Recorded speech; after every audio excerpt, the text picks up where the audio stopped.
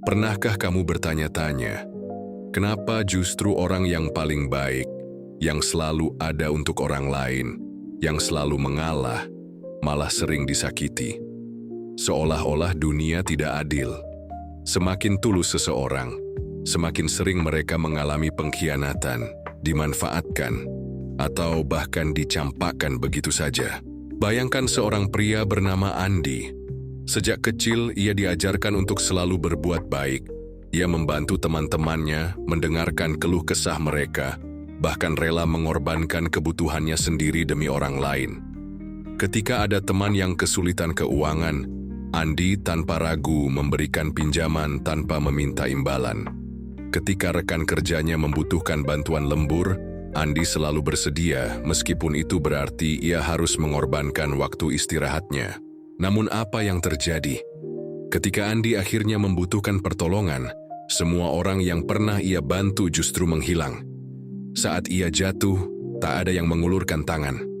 Saat ia meminta pertolongan, orang-orang hanya berkata, "Maaf, aku sibuk." Padahal, ketika mereka butuh, Andi selalu ada. Kasus seperti Andi bukanlah hal yang jarang terjadi. Mungkin kamu sendiri pernah mengalaminya. Pernahkah kamu merasa bahwa semakin kamu berbuat baik, semakin banyak orang yang mengambil keuntungan darimu? Pernahkah kamu bertanya-tanya, apakah dunia ini memang tidak adil untuk orang baik? Jawabannya ternyata lebih kompleks dari yang kita kira.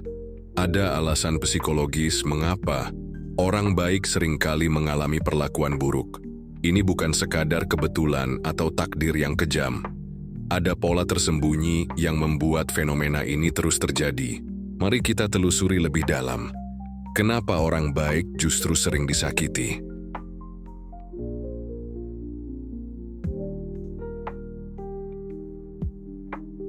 Jika dunia ini adalah tempat yang adil, maka kebaikan seharusnya selalu dibalas dengan kebaikan. Jika seseorang membantu orang lain, maka sudah sepatutnya mereka juga dibantu ketika membutuhkan. Namun, kenyataannya tidak demikian. Seringkali, orang yang paling baik justru mengalami penderitaan paling besar. Mengapa? Kita bisa menelusuri jawabannya dari dua sudut pandang. Pertama, bagaimana manusia mempersepsikan kebaikan. Dan kedua, bagaimana mereka bereaksi terhadapnya. Dalam filsafat eksistensialisme, ada konsep yang disebut the burden of virtue, beban dari kebajikan. Konsep ini menjelaskan bahwa semakin seseorang berpegang pada nilai-nilai kebaikan, semakin berat tanggung jawab yang mereka pikul. Orang baik seringkali merasa wajib untuk membantu, untuk mengerti, untuk menerima tanpa pamrih. Namun, dunia tidak selalu memberikan apresiasi pada kebajikan. Sebaliknya, banyak orang melihat kebaikan sebagai kelemahan. Mengapa? Karena kebaikan seringkali datang dalam bentuk pengorbanan. Seorang yang baik hati cenderung mengalah, memberi tanpa menuntut balasan, dan memaafkan bahkan ketika mereka disakiti. Dan disinilah letak paradoksnya. Manusia cenderung tidak menghargai sesuatu yang diberikan dengan mudah. Ambil contoh air dan emas. Air adalah sumber kehidupan, tetapi karena melimpah, kita sering menganggapnya remeh. Emas di sisi lain, langka dan sulit didapat, sehingga dihargai tinggi. Begitu pula dengan kebaikan. Orang baik sering memberi tanpa syarat, dan justru karena itu, banyak yang tidak melihat nilainya. Mereka baru menyadari pentingnya seseorang yang baik setelah kehilangannya.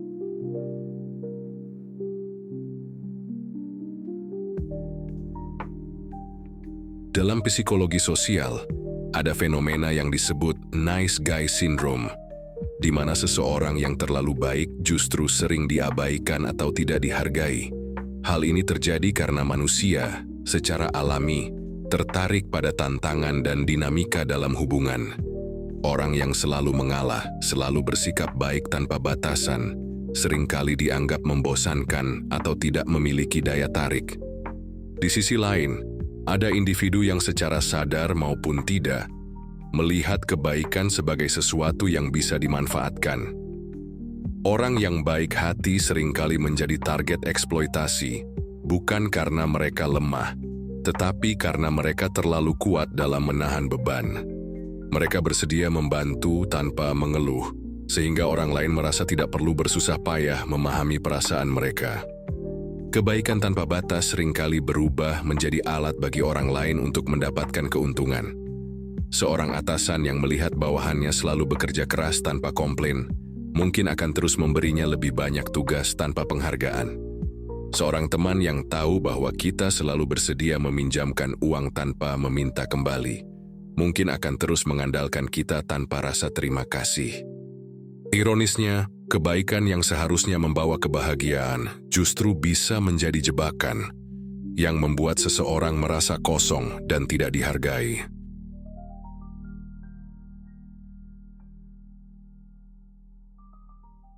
Filsuf Friedrich Nietzsche pernah berkata bahwa terlalu banyak kebaikan bisa membunuh jiwa seseorang. Ini bukan berarti kita harus menjadi egois, tetapi kita harus menyadari bahwa kebaikan tanpa batasan bukanlah kebajikan, melainkan sebuah bentuk penyangkalan diri yang bisa merugikan diri sendiri. Kita perlu memahami satu hal mendasar. Menjadi baik bukan berarti harus selalu berkata, iya. Kadang, berkata, tidak, adalah bentuk tertinggi dari kebaikan, bukan hanya untuk diri kita sendiri, tetapi juga untuk orang lain. Lalu bagaimana cara menyeimbangkan kebaikan agar tidak berubah menjadi beban? Jawabannya ada di bagian berikutnya. Memahami ilusi ketahanan dan eksploitasi emosional.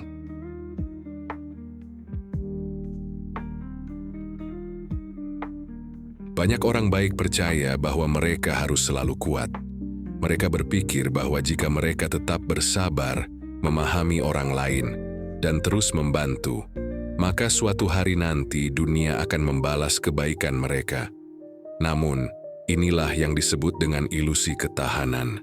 Keyakinan bahwa semakin kita menanggung beban orang lain, semakin kita dihargai. Padahal kenyataannya tidak selalu demikian. Justru semakin seseorang tampak tahan banting, semakin besar kemungkinan mereka dimanfaatkan.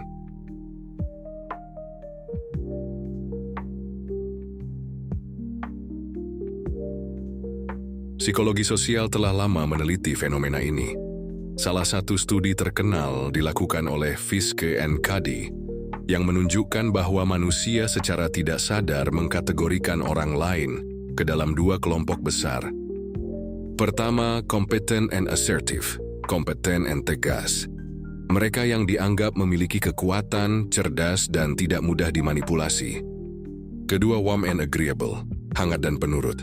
Mereka yang baik hati, penyayang, dan cenderung mengutamakan kepentingan orang lain dibanding dirinya sendiri.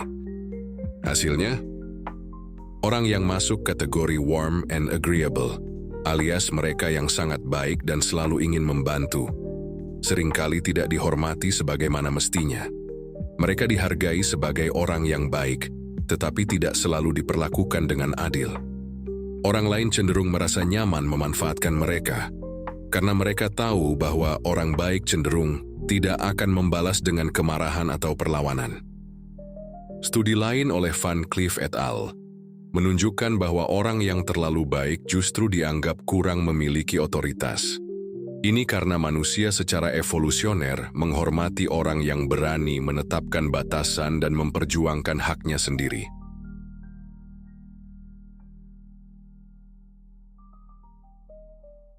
Ada dua faktor utama dalam psikologi yang membuat orang baik cenderung sulit mengatakan tidak, meskipun mereka merasa terbebani.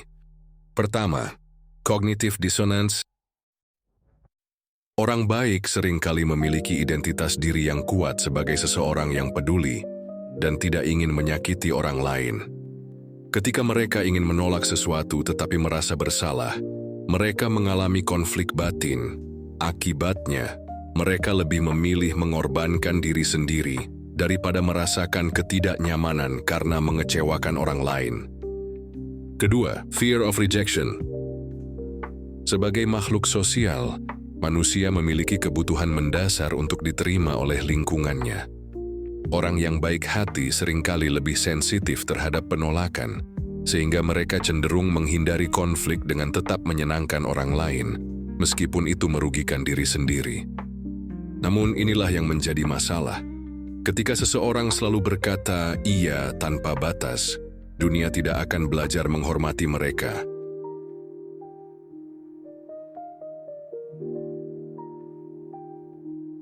Coba bayangkan segelas air.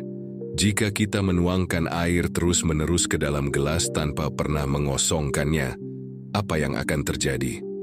Air akan meluap, tumpah, dan akhirnya hilang percuma. Begitu pula dengan manusia. Orang yang terlalu baik seringkali lupa untuk mengisi ulang energi emosionalnya sendiri. Mereka terus memberi, dan memberi, hingga suatu hari mereka merasa kosong dan kelelahan. Inilah yang disebut compassion fatigue, kelelahan emosional, akibat terlalu banyak memberi tanpa menerima kembali.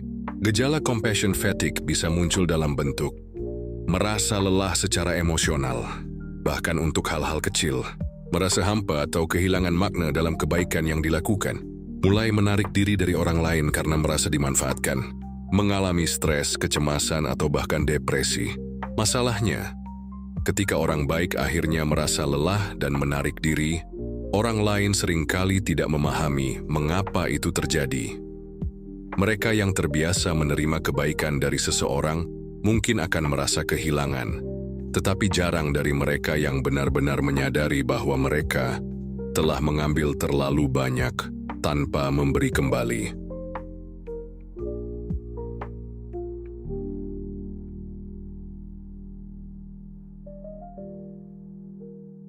Jawabannya bukan dengan berhenti menjadi baik, tetapi dengan menjadi baik secara bijaksana, menetapkan batasan yang sehat.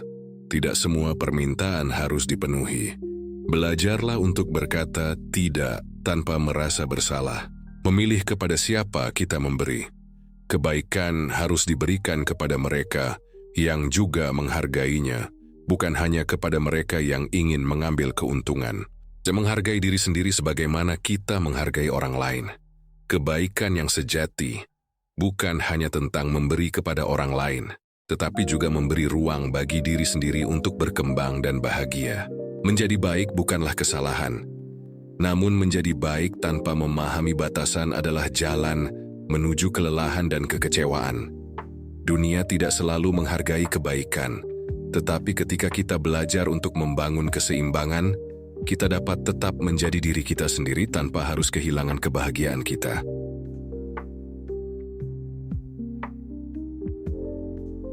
Seorang pria bernama Thomas bekerja di sebuah perusahaan selama 15 tahun.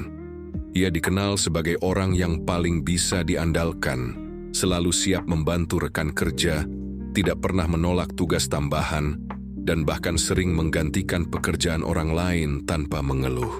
Namun, ketika suatu hari ia sakit dan tidak bisa masuk kerja selama seminggu, tidak ada satupun rekannya yang menanyakan kabarnya. Lebih buruk lagi, bosnya marah karena pekerjaan yang biasanya ia selesaikan tidak dilakukan. Thomas adalah contoh nyata dari paradoks kebaikan.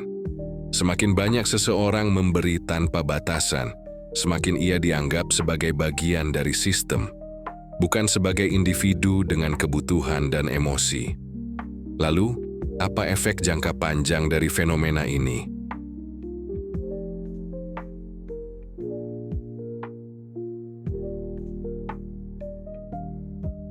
Psikolog Herbert Freudenberger pertama kali memperkenalkan istilah burnout pada tahun 1974, mengacu pada kondisi di mana seseorang mengalami kelelahan fisik, emosional, dan mental akibat tekanan berkepanjangan. Orang baik seringkali menjadi korban burnout karena mereka selalu ingin membantu, bahkan ketika mereka sendiri sudah kelelahan. Sulit menetapkan batasan sehingga terus menerima beban lebih dari yang seharusnya. Tidak mendapatkan penghargaan yang layak, sehingga merasa sia-sia. Studi dari American Psychological Association, APA 2019, menunjukkan bahwa orang yang memiliki kepribadian agreeable, mudah setuju, penuh empati, suka membantu, memiliki risiko lebih tinggi mengalami stres kronis dan depresi, dibandingkan mereka yang lebih tegas dan berani berkata, tidak. Dalam jangka panjang, hal ini bisa menyebabkan Kehilangan minat pada kehidupan sosial. Orang baik yang lelah cenderung menarik diri dari hubungan karena merasa tidak dihargai, merasa kehilangan identitas diri. Ketika seseorang terus-menerus membantu orang lain, tetapi tidak pernah mendapat bantuan, ia mulai merasa bahwa keberadaannya hanya bernilai ketika ia bermanfaat bagi orang lain. Meragukan makna kebaikan. Banyak orang baik yang akhirnya berubah menjadi sinis atau bahkan berhenti bersikap baik karena mereka merasa kebaikan mereka tidak pernah dibalas.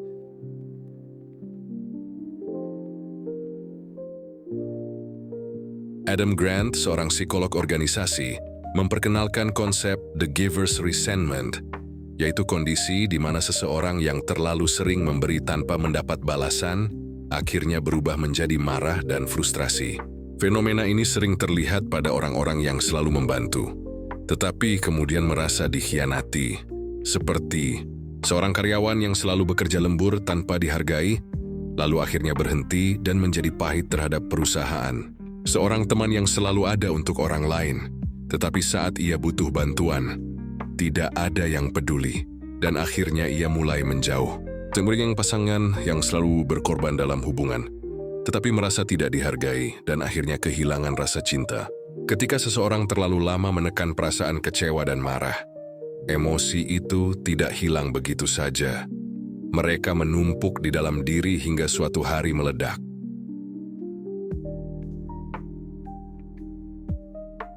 Kebaikan yang tidak dihargai bukan hanya menyakitkan, tetapi juga bisa menyebabkan trauma emosional. Trauma ini tidak selalu terlihat secara fisik, tetapi dampaknya nyata dalam cara seseorang melihat dunia dan dirinya sendiri. Beberapa dampak psikologis jangka panjang yang sering dialami oleh orang baik yang terus dimanfaatkan adalah self-doubt, keraguan diri. Mereka mulai mempertanyakan apakah mereka cukup berharga jika tidak membantu orang lain.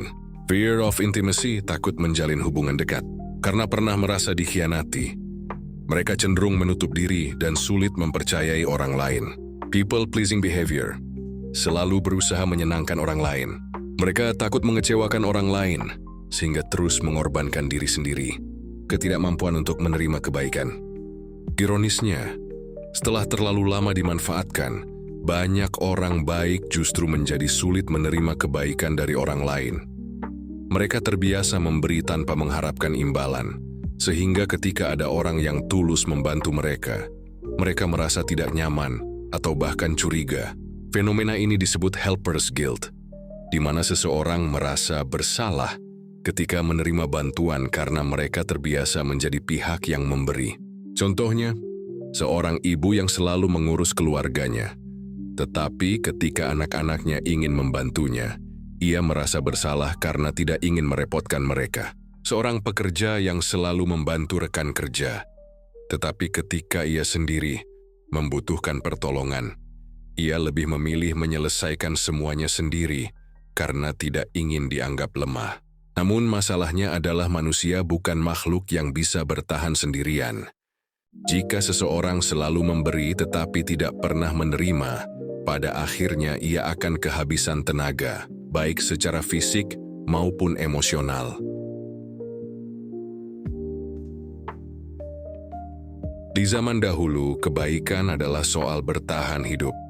Dalam komunitas primitif, manusia yang saling membantu memiliki peluang lebih besar untuk selamat dari ancaman alam dan predator. Kebaikan adalah strategi evolusi, bukan sekadar kebajikan moral. Namun, dalam masyarakat modern di mana struktur sosial lebih kompleks, kebaikan yang tanpa batas bisa menjadi bumerang. Maka muncul pertanyaan besar, bagaimana menjadi baik tanpa menjadi korban? Banyak orang salah mengira bahwa menjadi baik berarti selalu menurut, mengorbankan diri, dan menghindari konflik. Namun, psikologi sosial menunjukkan bahwa kebaikan yang efektif justru harus diimbangi dengan batasan yang sehat. Konsep compassionate assertiveness. Dalam psikologi, ada istilah compassionate assertiveness, sikap baik yang tetap mempertahankan kekuatan diri. Orang yang memiliki sikap ini membantu orang lain, tetapi tidak membiarkan dirinya dieksploitasi. Berani mengatakan tidak tanpa merasa bersalah. Memahami bahwa kebaikan tidak harus berarti menerima semua permintaan. Kebaikan yang sejati bukan tentang menyenangkan semua orang, tetapi tentang memberikan manfaat tanpa menghancurkan diri sendiri.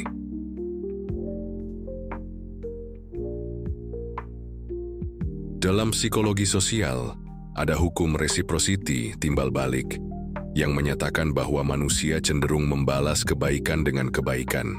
Namun, ketika seseorang terus memberi tanpa meminta balasan, orang lain bisa mulai menganggapnya sebagai sumber daya daripada sebagai individu.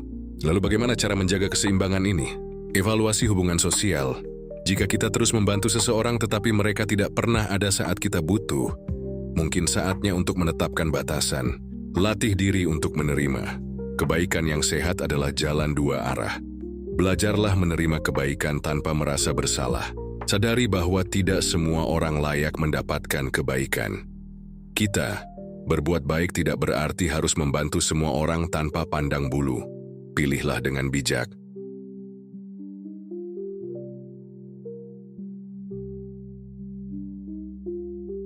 Banyak orang baik merasa terbebani karena takut mengecewakan orang lain.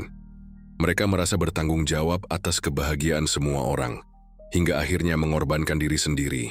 Dalam psikologi ada konsep psychological detachment, yaitu kemampuan untuk melepaskan diri dari ekspektasi yang tidak realistis. Ini bukan berarti menjadi egois, tetapi menyadari bahwa kita masih tidak bisa menyenangkan semua orang. Tidak semua masalah harus kita selesaikan.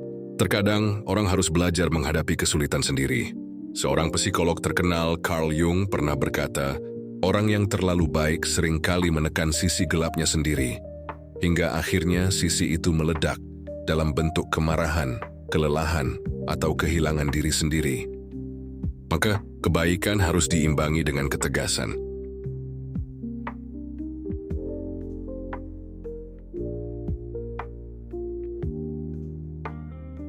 Di dunia ini ada 3 tipe orang. Pertama, the givers. Mereka yang terus memberi tanpa mengharapkan imbalan. Kedua, the takers. Mereka yang hanya menerima tanpa memberi balik. Ketiga, the matchers. Mereka yang menyeimbangkan antara memberi dan menerima. Penelitian Adam Grant dalam bukunya Give and Take menunjukkan bahwa para pemberi yang paling sukses adalah mereka yang selektif. Mereka tetap membantu orang lain, tetapi hanya kepada mereka yang benar-benar menghargai dan membalas kebaikan tersebut.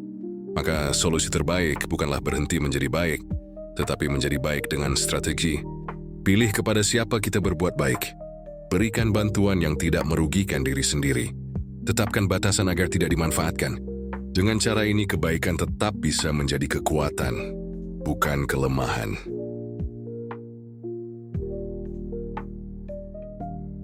Jadi apakah menjadi baik adalah kesalahan? Tidak. Masalahnya bukan pada kebaikan itu sendiri, tetapi pada cara kita menggunakannya.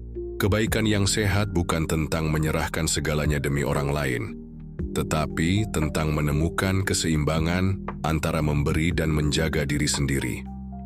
Seperti pepatah Buddhis yang mengatakan, Anda tidak bisa menuangkan air dari cangkir yang kosong jika kita terus memberi tanpa menjaga diri sendiri.